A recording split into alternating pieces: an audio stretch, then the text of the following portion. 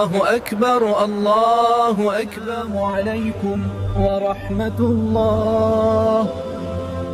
ভিডিওটি এই জন্যই বানানো হচ্ছে কারণ এই ভিডিওটি খুব বিশেষ একটি ভিডিও।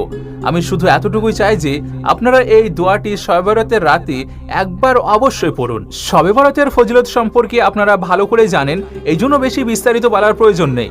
কিন্তু এই ভিডিওতে আপনাদের এমন একটি আয়াতে কারিমার সম্পর্কে বলবো, তা যদি আপনারা শবে বরাতের রাতে একবারও পড়েন, ইনশাআল্লাহ আপনি 3টি বড় ফজিলত পাবেন। শবে বরাতের রাতে শুধুমাত্র এই আয়াতে কারিমা পাঠ করলে, মানে শবে বরাতের রাতে আপনারা ইবাদতের সময় একটি এমন জায়গায় বসুন যেখানে কেউ আপনাকে ডিস্টার্ব করবে না।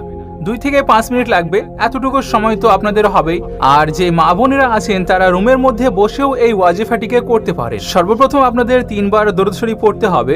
যেই দরুদ শরীফ আপনার মনে থাকবে সেটাই আপনি পড়তে পারেন। এরপর লা ইলাহা ইল্লা আনতা সুবহানাকা ইন্নী কুনতু মিনাজ জালিমিন, এই আয়াতে কারিমাকে জালালি আয়াতে কারিমা বলা হয়।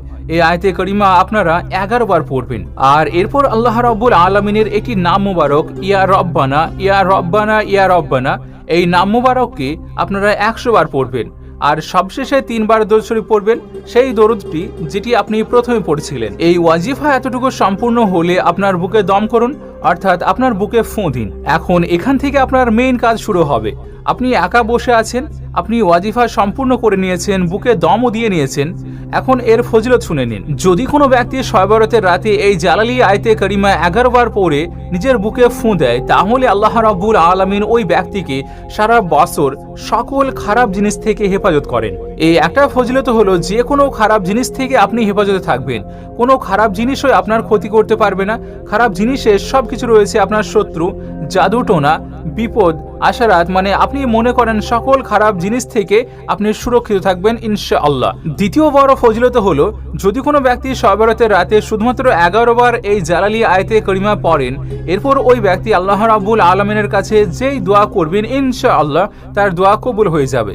দোয়া করার কন্ডিশন রয়েছে, আপনার ওয়াজিফাটি সম্পূর্ণ হলে হাত উঠাবেন আর এইভাবে দোয়া করুন যে ইয়া রব্বুল আলামিন, আমি যে ওয়াজিফা করেছি, এই যে আয়াতের তেলাওয়াত করেছি, হে আমার মাওলা, এই আয়াতের বরকতে প্রিয় আকা হুজুর সাল্লাল্লাহু আলাইহি সাল্লামের ওসিলায় আমার অমুক ইচ্ছে রয়েছে, আপনি তা আপনার বারগাহে কবুল করে নিন। এইভাবে দোয়া করুন নবী পাক সাল্লাল্লাহু আলাইহি সাল্লামের ওসিলা দিয়ে, ইনশাআল্লাহ আপনার দোয়া অবশ্যই কবুল হয়ে যাবে। এরপর যদি কোনো ব্যক্তি শবে বরাতের রাতে এই আয়াতটি 11 বার পড়ে নিজের বুকে ফুঁ দেয়, তাহলে আল্লাহ রাব্বুল আলামিন তাকে তার শরীরের সকল রোগ থেকে শিফা দান করেন।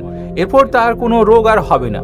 আর যদি তার শরীরে কোনো ধরনের রোগ থাকে, এমন অনেক রোগ হতে পারে আমাদের বডির মধ্যে থাকে যা সম্পর্কে আমরা জানিও না, কিন্তু যদি আপনি এই আয়াতে কারিমা 11 বার পড়ে শবে বরাতের রাতে নিজের বুকে ফুঁ দেন, ইনশাআল্লাহ আপনি সেই সকল রোগ থেকেও হেফাজতে থাকবেন যার সম্পর্কে আপনার ধারণাও নেই। আগে বলে রাখছি যাতে করে আপনি এটি মনে রাখতে পারেন আর নোট করে নিতে পারেন। তো এই ভিডিওটি যদি আপনার একটু উপকারী মনে হয়, তাহলে ভিডিওটিকে সাদকায়ে জারিয়ার নিয়তে অবশ্যই শেয়ার করবেন, যাতে করে অন্যরাও এখান থেকে উপকার পেতে পারে আর আপনিও তার সব পাবেন ইনশাআল্লাহ।